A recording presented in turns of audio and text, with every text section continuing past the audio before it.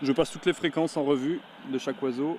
Combien en reste-t-il? Sans doute 4. Les infos en bref de ce vendredi débutent avec des mauvaises nouvelles concernant les grands tétras réintroduits depuis la Norvège dans le massif du Grand Ventron dans les Vosges. Ils étaient 9 pour cette première translocation qui a eu lieu en avril dernier. Un premier décès avait été constaté cet été, un deuxième en septembre. On vient d'apprendre par le parc naturel régional des Ballons des Vosges qui assure le suivi que 3 nouveaux oiseaux, 2 coqs et une poule sont probablement morts fin octobre. Leurs balises avaient cessé d'émettre et ont été retrouvées en forêt. La cause des décès reste à définir. Le dernier relevé des 4 grands tétras restants date d'il y a 2 jours. Une deuxième vague de renforcement de population est toujours prévue au printemps prochain. Le parc espère un contingent plus important, sachant que l'autorisation maximale est de 50 oiseaux par translocation.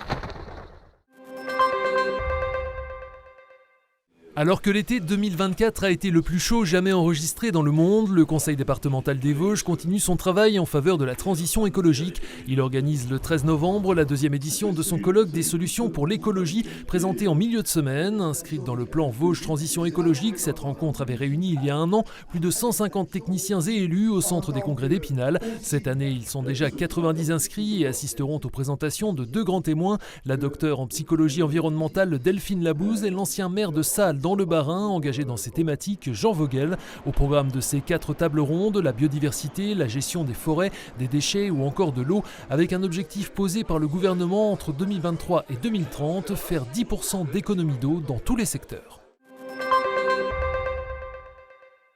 C'est l'un des grands rendez-vous nationaux, voire européens. Le 21e Open des Hauts-de-Vosges de fléchettes électroniques a débuté ce vendredi à la Bresse et va rassembler jusque dimanche plusieurs centaines d'artistes venus de tout l'Hexagone, mais aussi de Belgique, du Luxembourg, des Pays-Bas, d'Allemagne, de Suisse et du Portugal. La manifestation, organisée par Vosges Darts, a débuté ce vendredi avec la compétition individuelle pour quelques 400 participants. Ils seront 600 en lice en doublette samedi dès 9h et 500 dimanche par équipe. Entrée libre pour les spectateurs au sein du restaurant Le Slalom de la station La Bressonnec.